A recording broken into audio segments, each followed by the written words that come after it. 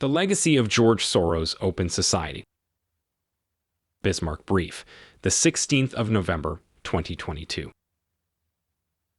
For decades, George Soros has implemented and shared a unique philosophy.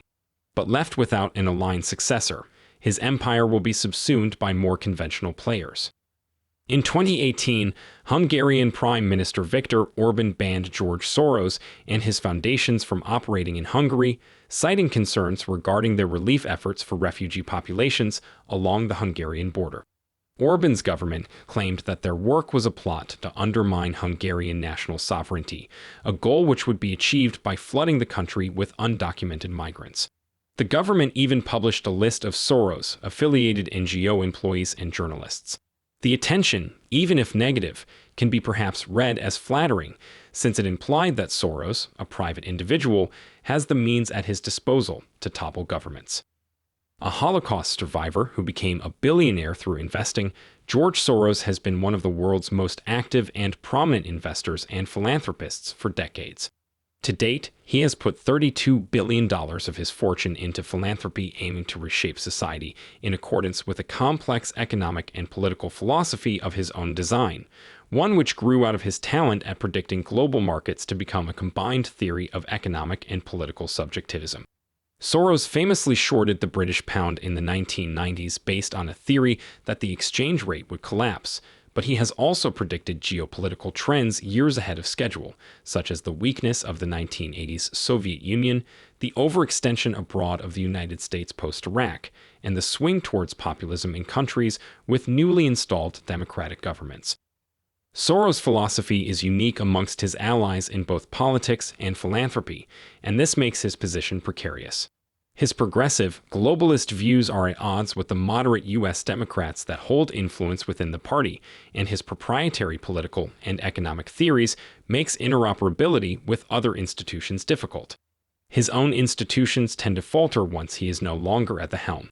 Though Soros has explained his core principles at length in his many books, nuanced understanding and implementation has not been passed on, and within Soros' Open Society Foundations, OSF, recent bureaucratic consolidations indicate that Soros' search for a successor has come to an end without success, and he is now consolidating power while he can.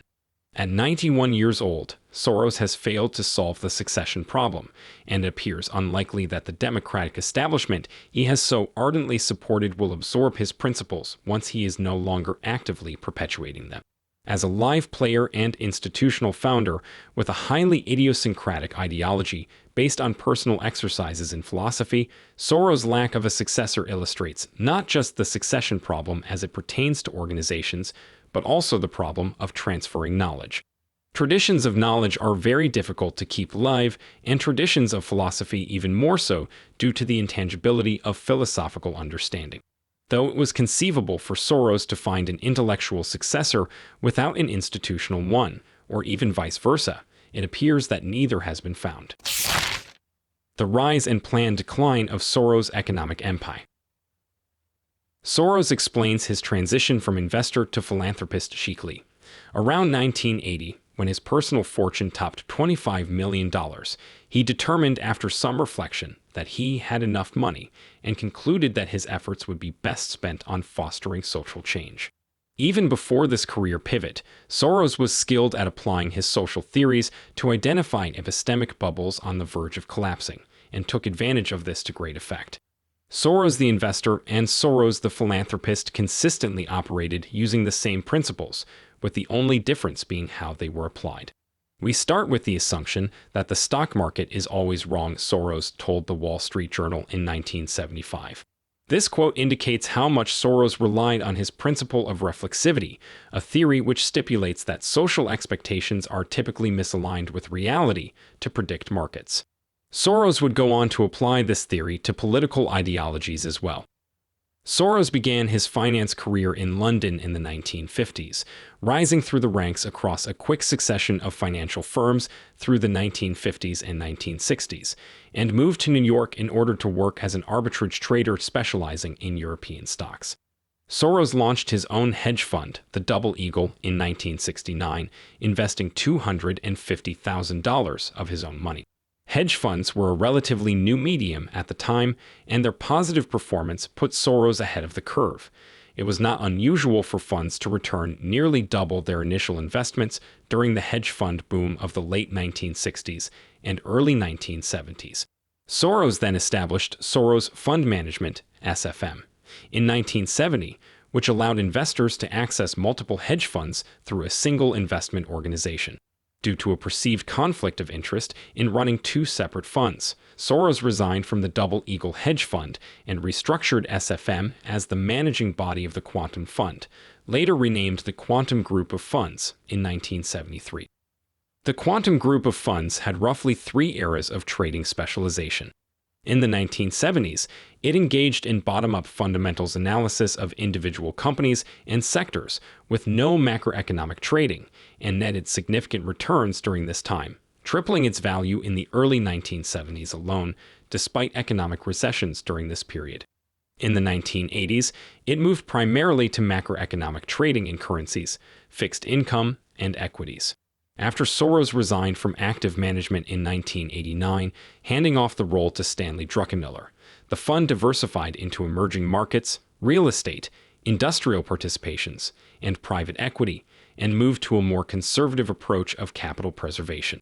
Druckenmiller and a large portion of the management team left in 2000 after suffering significant losses, and since then the fund has taken a more conservative approach to investing and has cycled through 7 chiefs of investment between 2000 to 2019.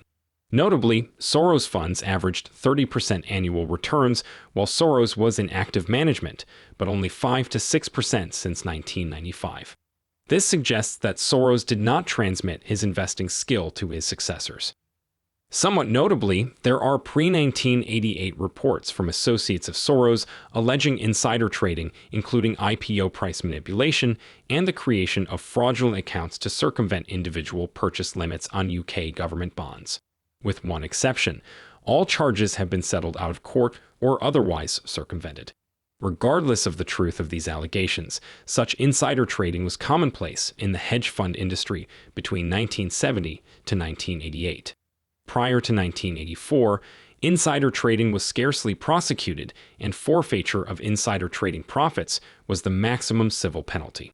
In 1984, the SEC was authorized to seize triple the profit of any potential insider trade, and in 1988 was authorized to give a 10% bounty to anyone offering information leading to an insider trading conviction. It may be notable that Soros left active management in 1989, although he has stated that this was to pursue philanthropy. In 1992, Soros made $1 billion by short-selling the British pound, having recognized an imminent collapse of the European exchange rate. At the time, high rates of inflation and low interest rates were devaluing assets, so Soros borrowed an estimated £6.5 billion and converted it to German Deutschmarks, which were trading favorably. When the UK ultimately withdrew from the European exchange rate mechanism due to unsustainably low exchange rates, Soros made a $1 billion profit from the collapse. Soros has made similar bets on the Japanese yen, the Thai baht, and the Finnish marka, engaging in short-term trading over periods of weeks or months when he believes news from real-world events will invert market expectations. While the UK Treasury was certainly able to weather the blow in terms of monetary losses alone, the crash gave rise to a fiscal conservatism and distrust of EU integration that ultimately contributed to the Brexit vote in 2016. The devaluation of the Thai baht, however, caused immediate losses throughout Thailand's economy. Soros seems to harbor some regrets for these decisions, as his funds spent the late 1990s sitting out short-selling trends that they could otherwise have profited from. A former Quantum Group of Funds portfolio manager has stated that Soros was only still involved in hedge funds during this period to fund his philanthropy. In 2011, SFM removed outside investors and converted to a family office to avoid registration with the SEC, which Soros felt would violate investor privacy. SFM currently has approximately $7.3 billion in assets under management. The overall portrait of Soros' economic empire is one in a state of slow and mostly planned obsolescence. The reduction of assets under management is a logical development when considered alongside Soros' philanthropic goals and the decision to convert SFM into a family office, though based in legislative concerns, is in line with this overall trajectory. Soros has even claimed that his focus on philanthropy has made him less astute about market forecasting. Still, the quantum group of funds' diminishing returns and high rate of personnel turnover indicate that succession is a problem for Soros. Without him at the helm, institutional longevity appears to suffer, and this may have implications for his philanthropic work as well. The theory of reflexivity. Soros has an explicit, systematic worldview based in the social sciences, but with applications across economic and political scenarios. It is influenced by the ideas of the philosopher of science Karl Popper, under whom Soros studied at the London School of Economics in the 1950s. As Soros tells it, he selected Popper as his faculty mentor during a school year in which he had little other coursework. This one-sidedness seems to characterize their relationship. Though Soros borrows a number of his foundational theories directly from Popper, Popper never weighed in on this continuation of his intellectual legacy, at least not publicly. Popper died in 1994, well after Soros had established his Open Society Foundations, named after one of Popper's concepts. The core concept of Soros' worldview is that the human mind is an inextricable part of the world that it models. There are two key takeaways that can be derived from this. Firstly, mental models of the world affect the state of the world in what he calls the principle of reflexivity. Secondly, the human mind cannot perceive ultimate truths, so its models are based on incomplete information which is bound to be either biased or inconsistent or both, which Soros calls the principle of fallibility. These principles are lifted almost directly from Popper's work, which argues that empirical truths can never be known with absolute certainty. This innate human uncertainty means that states of true equilibrium, in which subjective mental models correspond to objective reality, are rare. Instead, the basic state of all institutions is disequilibrium. Since biased and inaccurate mental models are perpetuated socially, any group consensus will necessarily contain misconceptions. The result is an epistemic bubble, and in Soros' conception, these are increasingly unstable the more they diverge from reality. For example, boom and bust cycles in real estate follow this basic pattern. When real estate prices are rising, banks will ease lending standards and allow low introductory interest rates for real estate loans in order to get more customers to buy, which in turn appreciates the price of real estate further. During a boom period, it is relatively easy to refinance debt, allowing homeowners to reduce their mortgage payments. But the more the bubble inflates, the more disconnected the market is from reality. Home prices do not correspond to their material worth, but instead what the market thinks they are worth. When that bubble bursts, it creates a cascade of feedback in the opposite direction. The U.S. housing crisis during the mid-2000s shows this theory in action. In a loosely regulated real estate market, subprime lending and adjustable rate mortgages made home ownership achievable for borrowers during the real estate boom so long as they were willing to incur debt. But when overvalued housing prices began to decline, it became more difficult for borrowers to refinance their loans, and low introductory interest rates were reset to prohibitively high ones. The result was that homes that had already been purchased became unaffordable for the purchasers, and the resultant foreclosures and mortgage defaults created global economic effects as mortgage-backed securities lost their value. According to Soros, this is why market fundamentalism is a faulty system. A market cannot self-correct when it is in this state, since the participants themselves are driving its behavior away from equilibrium. Instead, markets overshoot or undershoot real conditions to an unsustainable degree, and the boom and bust cycle is the result. Reflexivity also occurs politically. Since all human perception is subjective, there can be no political ideology in possession of the objective truth. Soros cites communism and fascism as political systems that make this false claim, which Popper did as well. Furthermore, politics are prone to the same cycles of disequilibrium that economics are. As early as 2003, at the peak of America's Bush-era interventionist fervor, Soros stated that U.S. dominance in global politics and trade was reflexive, in that applications of military and financial might encouraged greater and greater use of those same policies to the point where they became unsustainable. Ultimately, Soros predicted both the 2008 recession and the failures of U.S. interventions in Iraq and Afghanistan with the same theoretical framework. Soros holds that an open society, a concept borrowed from Popper, can reduce the severity of reflexivity. In an open society, people are free to hold differing opinions without repression, and it is openly acknowledged that no person or group can be in possession of the ultimate truth, including the government. If disequilibrium grows in such a society, it can be addressed early through planned interventions before it becomes the dominant state. Closed societies can be transformed into open societies through subversions of dominant authority, and once opened, they need to be maintained and protected, or else they may backslide into closed societies, which are characterized by their repression. Soros established OSF in 1979 to help these tenets take root in nations with either repressive governments or recently installed democracies. OSF projects have included researching economic reform in 1980s China, funding scholarships for black students in apartheid and post-apartheid South Africa, and expanding cultural centers and scientific research in Russia before and after the collapse of the Soviet Union. Soros is aware that ideological threats to open societies are pervasive.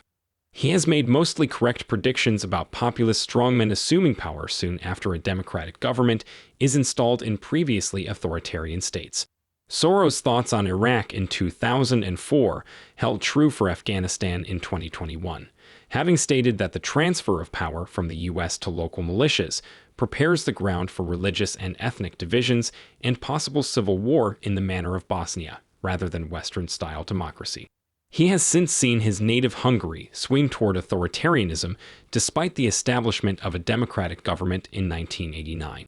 Though Popper's conception of open societies conflated democracy with a greater understanding of reality, Soros has found that it may not be necessary to gain a better understanding of reality in order to obtain the laws one wants. There is a shortcut: spinning arguments and manipulating public opinion to get the desired results. Today, our political discourse is primarily concerned with getting elected and staying in power. Populism and nationalism may be the greatest threats to open societies, and as Soros has seen in post-Soviet Russia, in Hungary, and in the US during the War on Terror, there is great potential for authoritarian ideals to take hold within democracies.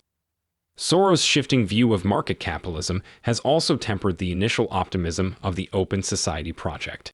Though Popper did not specifically associate the open society with democracy or capitalism, interpretations of his work implicitly conflate open societies with liberal democracies, drawing on the notion that liberal democracies are the most open of extant societal models. The open but regulated market is a key feature of liberal democracies.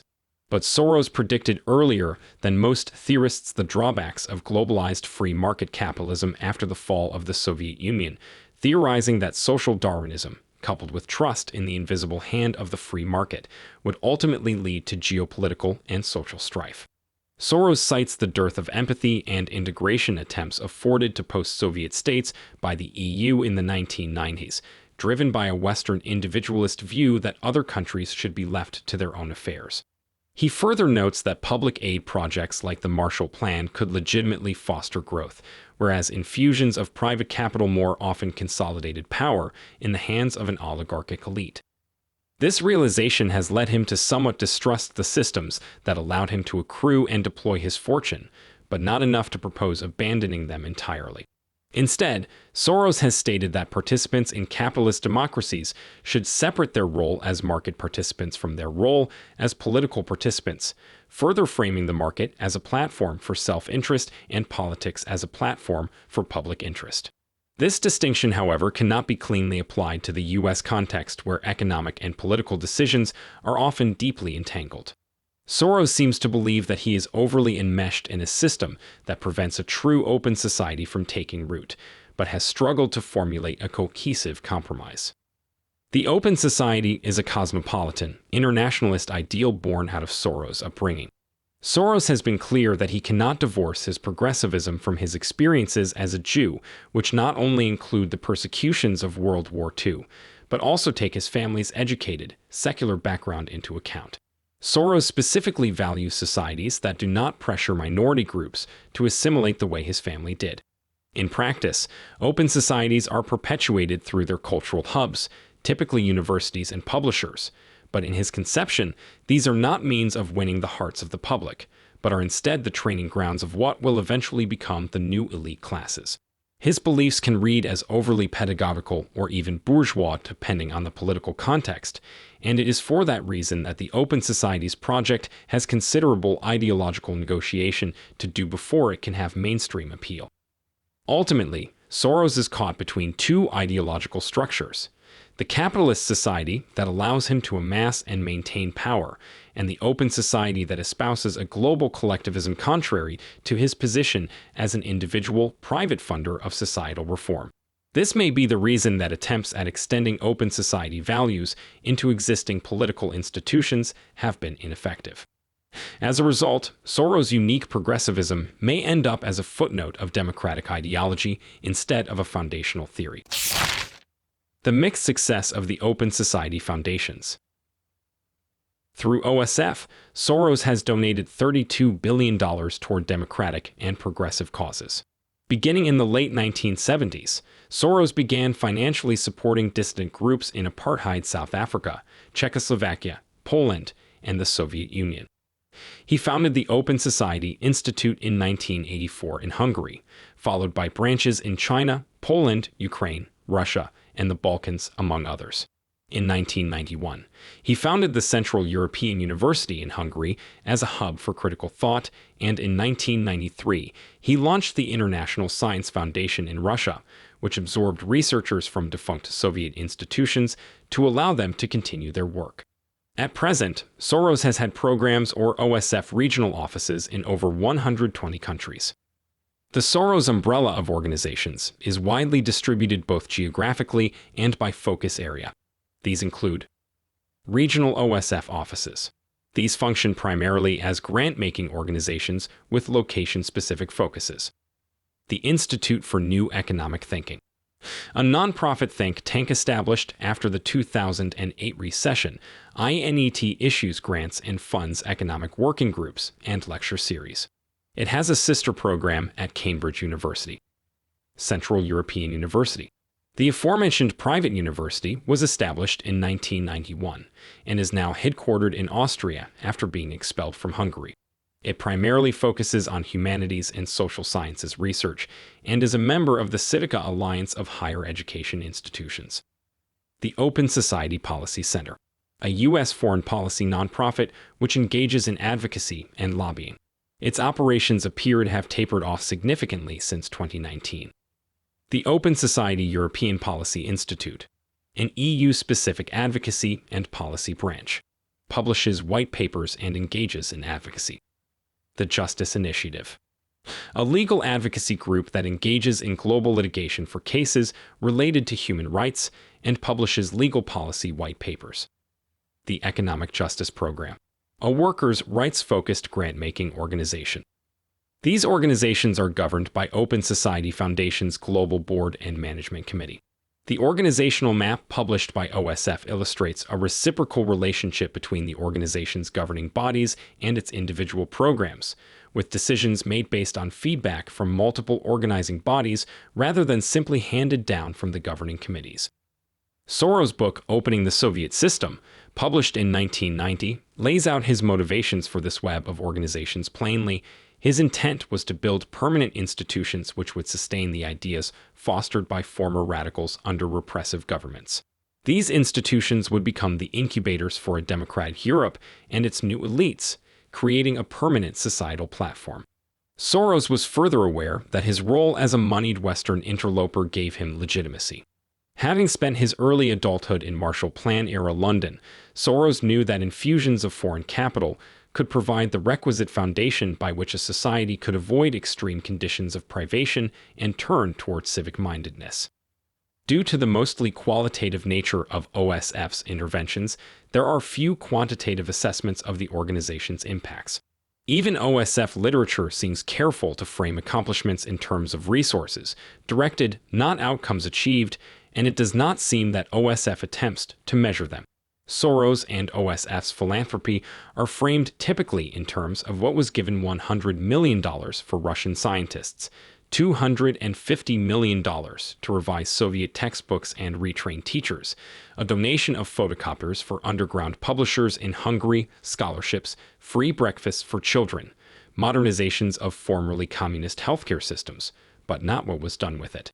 An overt focus on actionable data, like the strategy employed by the Bill and Melinda Gates Foundation, tends to create institutional narrow-mindedness with regard to programmatic choices, so OSF's lack of quantitative analysis may allow broader and more holistic uses of funding. A statistical review of OSF activity between 1999 and 2018 found no evidence that OSF grants produced any effects, positive or negative, on democracy, freedom of speech, government accountability, or equity, though research notes that this may be due to the statistical methods employed. For projects focused on abstract political goals like OSF, concrete statistical measures are usually a poor way to detect and evaluate their impact, and the OSF foregoing the quantitative scientism typical of NGOs is in many ways a positive sign of their strategic competence. However, given Soros' inability to find successors who can duplicate his skill at qualitative political and economic analysis, it is likely that OSF's ability has seriously degraded. If their interventions are in fact still guided by high-quality qualitative evaluations, then these are, perhaps sensibly, not made public. Categorizations of Soros' influence range from casting him as a geopolitical mastermind to an observant but detached commentator. Soros has credited himself with the acceleration of the Soviet collapse by undermining Soviet control of information, and in Georgia, Soros institutions are at times credited with the success of the 2003 Rose Revolution, which brought an end to rule by former Soviet elites, though Soros distances himself from this idea. Though there is no way to prove definitively whether Soros' interventions directly led to transfers of power, it is clear that Soros-funded patronage networks were intended to serve as power centers strong enough to transform or supplant political leadership. In the case of Hungarian ruling party Fidesz, that is exactly what happened initially.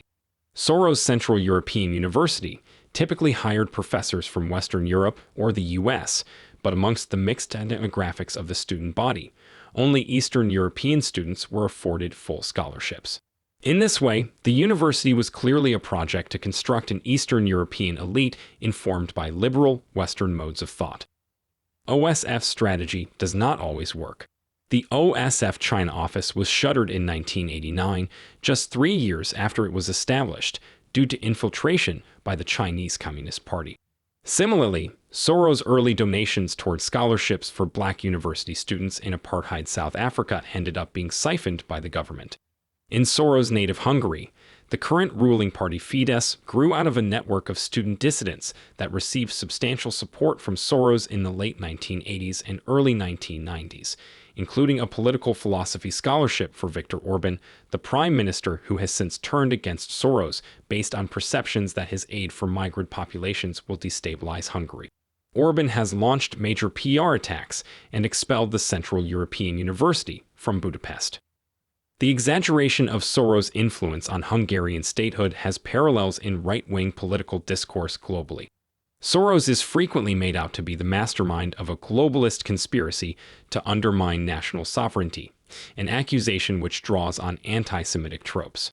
The Turkish and Polish governments have similarly used Soros as a figurehead to further their protectionist rhetoric, which forced OSF to cease operating in Turkey in 2018.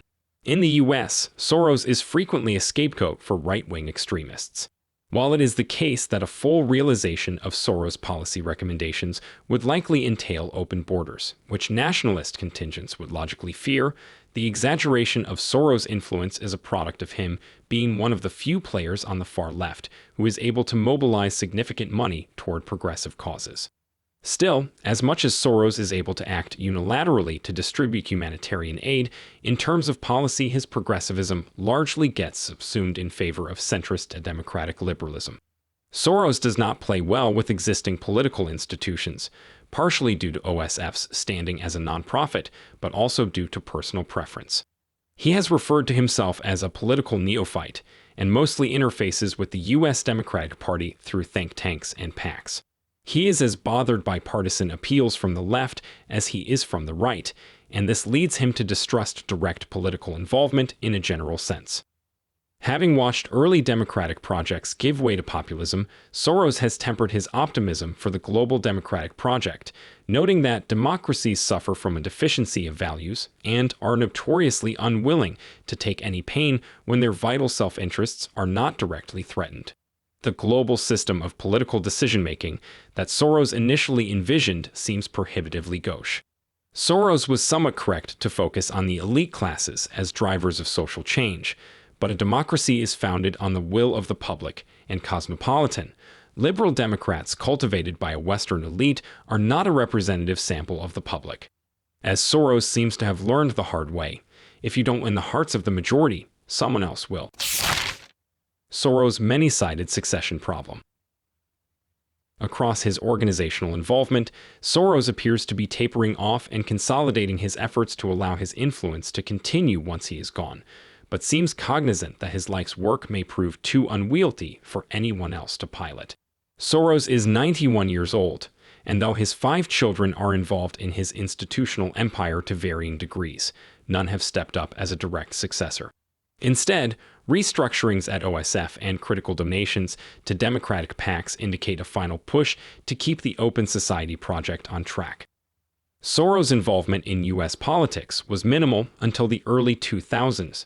Angered by the Bush administration's use of the war on terror to justify the repression of free speech, he began to donate extensively to Democratic presidential candidates, including John Kerry. He helped found the Democracy Alliance after Bush's reelection, a network of influential and progressive voters who are expected to contribute at least $200,000 annually to the alliance's chosen causes. After supporting Obama's presidential campaign, Soros attempted to maneuver into an advisory role with the administration, but was shut down. He was later one of the largest supporters of Hillary Clinton's 2016 presidential campaign. Soros has not cultivated live players within the Democratic Party who have nuanced understandings of his views. He conceptualizes his relationship with the Democratic Party as a transactional one, likely because he is aware that his progressivism is at odds with the centrist Democratic position that sustains the party, but is afraid that a shift toward conservatism under a Republican government would deeply harm the U.S. position as a global representative of functional democracy.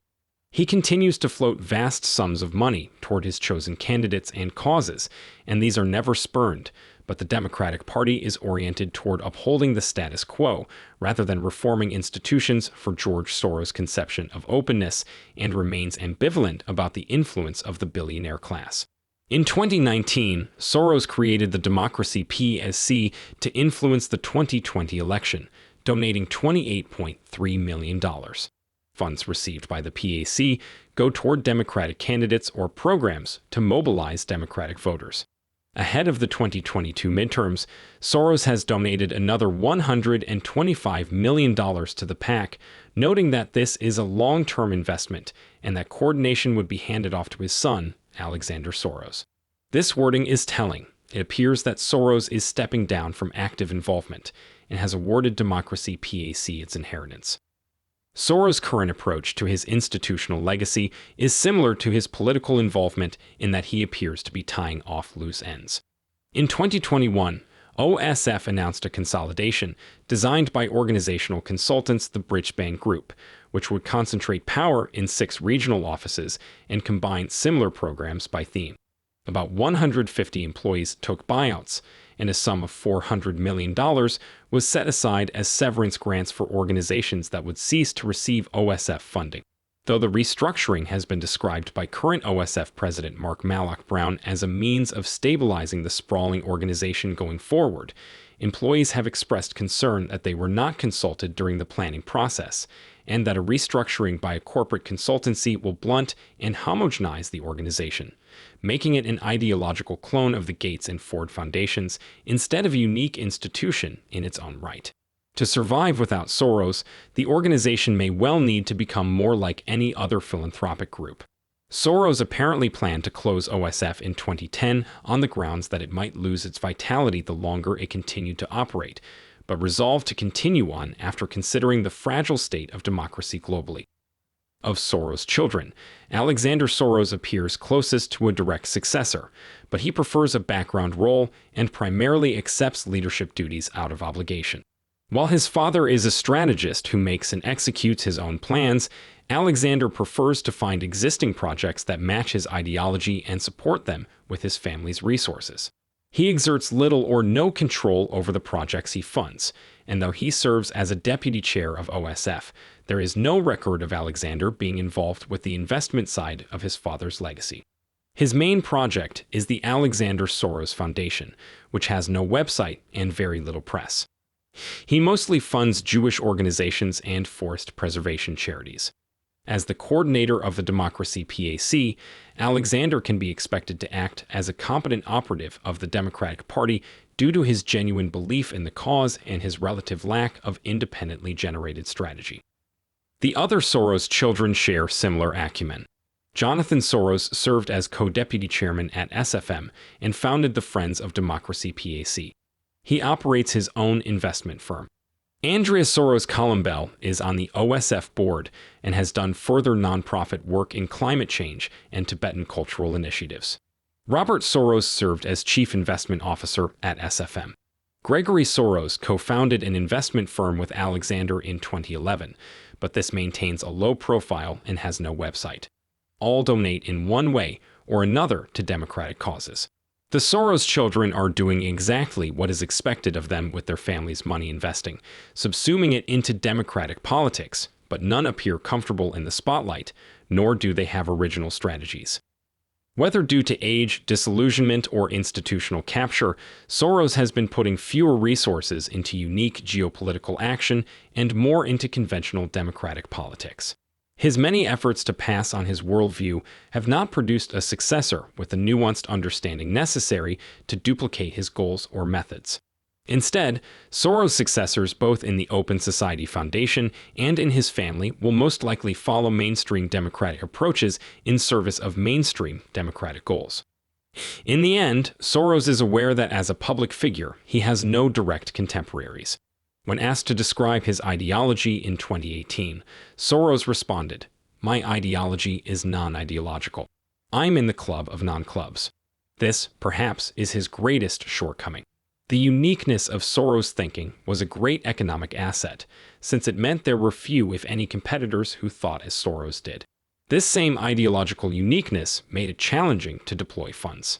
When it comes to organizations, staffing is policy. If the people who understand or are committed to a reform program are too rare to staff organizations, funding becomes an inefficient means of pursuing the desired social reform. This paradox is an unsolved challenge for independently minded individuals wishing to use wealth to reshape society.